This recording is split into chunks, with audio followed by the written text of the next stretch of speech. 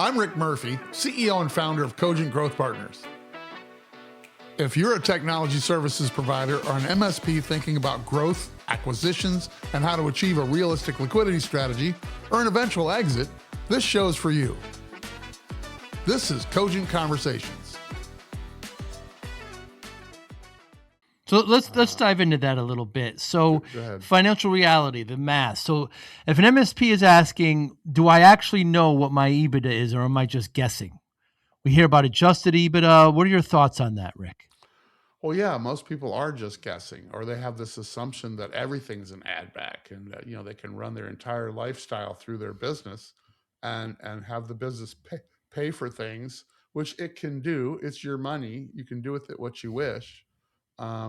But what you're doing is you're obfuscating how much money the company really makes because you're doing cash accounting based on, using your business as a tax shelter, when in fact it's a for-profit business.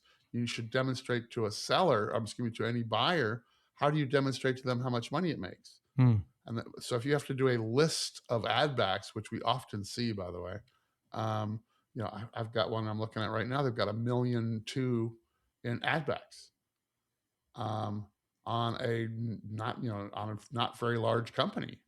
And wow, that's a lot of stuff that's not in your books and records. It's not part of your accounting. And then now a buyer has to believe how you're doing that. So it creates more scrutiny on how much money the company's really earning, because I need to pay myself back. I mean, the fundamental thing here is when I pay for a company, it has to be a good business decision. And I need to know that I'm getting my recoupment on the money I'm spending over time, or even at closing. I need to recoup that money in some definable period of time, which is how multiple talk is born in the first place. That's what it's just slang and originally, just a short back of the napkin way of thinking about when am I going to get my money back? A 5-year repayment is essentially a 5 times multiple if you think about it as an analogy, right? And then hear people go, I got to get 10 times multiple or 20 times multiple. Well, I can guarantee you that there's not a buyer on the planet that I have ever heard of, I'm sure doesn't exist, that's going to wait, 20 years to get their money back. So even if it looks like on paper you got a 20 times multiple, that buyer's doing something different to your business, that they're going to get more money out of that business than you are, or they wouldn't have paid you that number. And again, it's something we could talk about forever, but that's the big picture. So let's talk about. Did I jump around? Yeah. Do they actually know their EBITDA? Yeah. So the next question is. So yeah. They do and they don't. What they don't, they have a fictitious EBITDA in their head, because in their mind they've got all their add backs and one-time only expenses and all that stuff in their mind. And here's what my books say.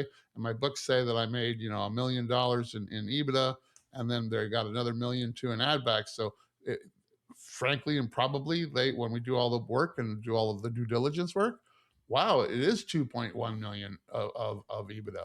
But I have to invent that, right? And it's in his head, but it's not in his books. Does that make sense?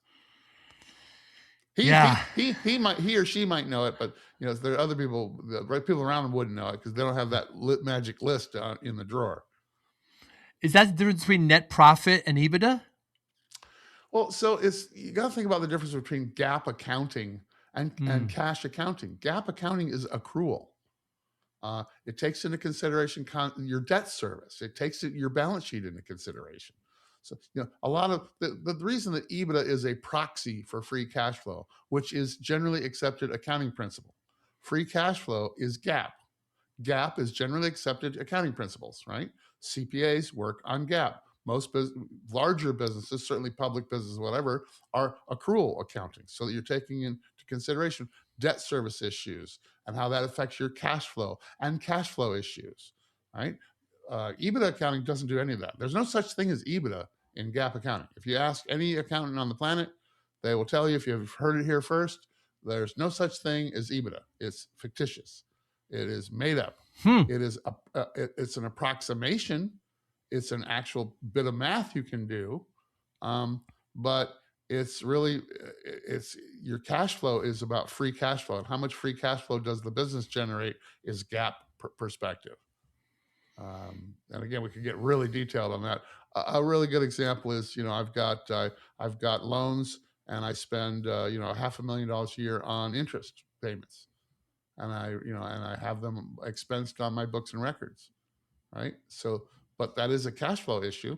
Now, a buyer is going to buy the company what's called cash free, debt free. Again, something else we can talk about some other time. But cash free, debt free means all your debts, they're not going to absorb your debts. Nobody's going to do that. Special situations, maybe.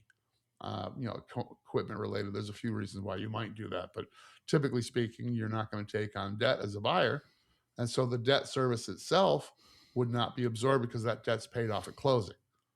And that's where sort of EBITDA started becoming a thing in terms of people discussing, what their EBITDA was, because when you think about, earnings before interest, taxes, and depreciation and amortization, well, then those are all cash flow issues that affect cash flow, right?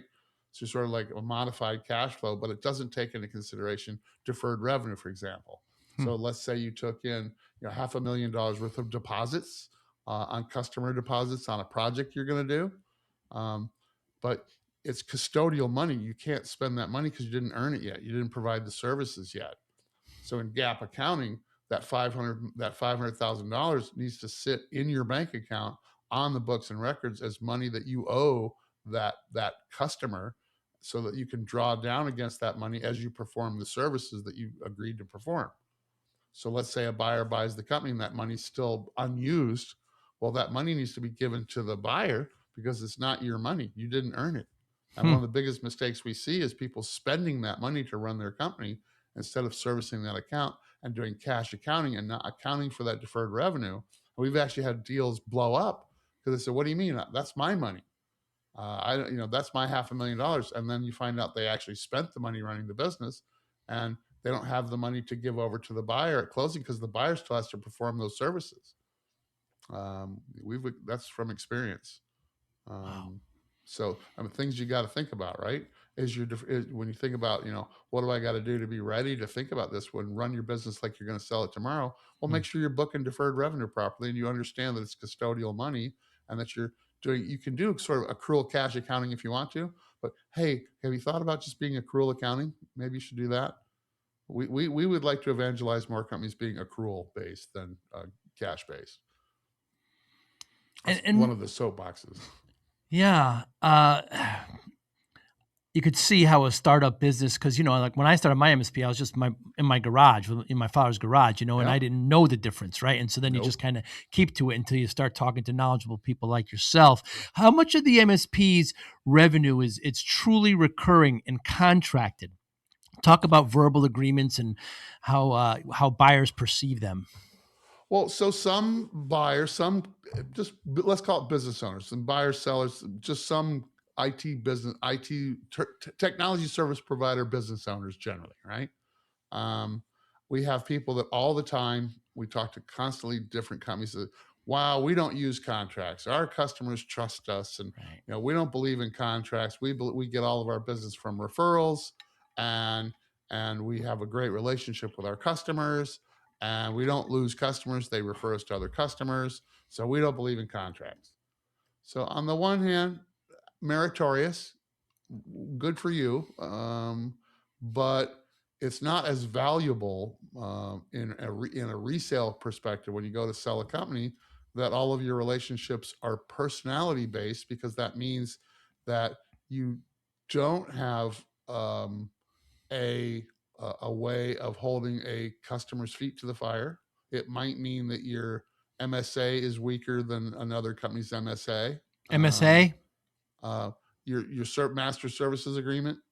Um, if you're codifying everything in statements of work SOWs that are tied to a master services agreement and MSA, then do you have a strong contractual relationship with the customer on top of the personal relationship, because it's more transferable than a bunch of personality relationships, which means you got to come along for the ride. And what happens if you get hit by a bus after you do come for the ride? So the buyer's Hmm. going to have concerns. And what if you lose interest and move on?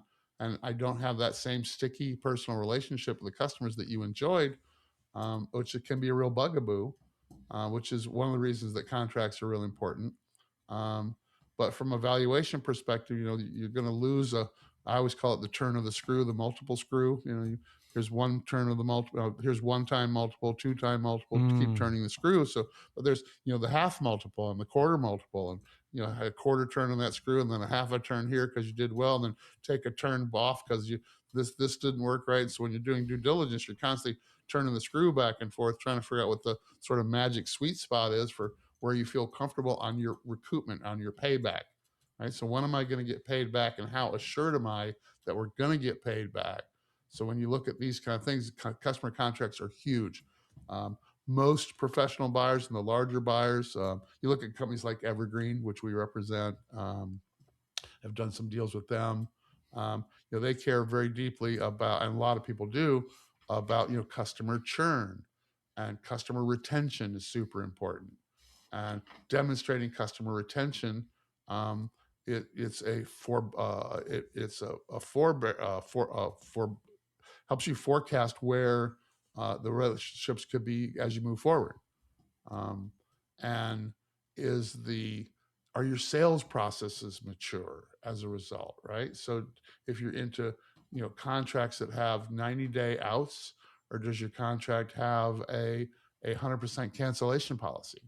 Is it a 3-year agreement with automatic increases on an annual basis, or is it a 1-year agreement with the 30-day cancellation clause? Which one's more valuable to you as a buyer? And you got to think about stuff like that. And also, it goes to your character and what kind of business manager are you? How do you manage your business? Do you have enough intestinal fortitude to ask for a contract that has a 90-day cancellation clause versus a 30-day cancellation clause? It's certainly easier to sell a relationship where there's no contract and you have 30-day out and we're as good as our next service agreement. Our business is similar to that if you think about it, and we have to perform for our clients. And if we don't perform, they're not going to stay a client very long. So we kind of have to operate that way, but we do operate on multi-year agreements here at Cogent, even with our clientele. And when you look at an MSP, it also goes to, again, can you manage salespeople, and how do salespeople function, and how do you reach goals, and how do you set goals, and all kinds of stuff. So looking at sticky MRR revenue, that's where we like to say that monthly recurring revenue means a lot of different things to a lot of people. And there's the sort of the textbook definition, which the entire society seems to have problems with definitions lately. And for that one comedian says, humans have done all these great things, been able to fight woolly mammoths with sticks, but now they've grown afraid of words. I just thought that was really funny. Yes. But yeah, so that I think that the customer agreements are something you have to give really serious consideration for, and if you're up your game and get in there and ask for more, you're going to have a better, stickier client too. And at the end of the day, cycling through customers that aren't as sticky or aren't as worthy of your services as you might think. The smaller customers that don't spend a lot of money with you, you just want to give a thought to the kind of clientele that you have, and it helps you personally right now make more money from the company for you and all your people and your team. But it's also much more valuable when you go to sell the company. So continuing with the financial reality questions, the MSP, if they should be asking, or should they be asking, what percentage of their revenue depends on the owner personally? Talk about owner dependency. Well, that's a big bugaboo, right? And to be a business, I mean, it's really basic stuff too. It's not just about being an IT company. It's just business 101. It's the difference between a business and a consultancy. Have you heard that one before? No. So the difference between a business and a consultancy. A business, if you had an unfortunate problem and couldn't be running your business tomorrow, what would happen to the business? Would it still prosper and move forward and grow? Or would you have problems and it wouldn't run properly, and it would retreat, and it would get smaller, and they would miss you? If the answer is the second answer, if it would retreat and so forth, you're a consultancy. You're not really you're not a business. A business can function without you. And your best thing you need to be doing as a company is replacing yourself, and every other smart person in the company is making them redundant. So there's more people in the company that can do things, so that if something unfortunate happened to anybody, that the business prospers. And that's a business. And a lot of companies start out as a consultancy. They stay a consultancy for quite some time. And again, when they start getting longer, better customer agreements with sticky cancellation clauses and broader tool sets and more employees that can help make their customers happier and more people that own those customer relationships. I mean, it comes back to not even letting a tech own a customer relationship. All the techs should own the customer relationships generally. Having Bob be the only guy that talks to George at a customer because they have a personal relationship is a terrible idea, for example. It's good for running the business today. It works, but it doesn't make the business sticky. It makes it more of a consultancy that's reliant on those personal relationships. And what you want to do is make sure that the customer is relying on your company and the people in your company. Does that make sense? Yeah, very much so. This is Cogent Conversations.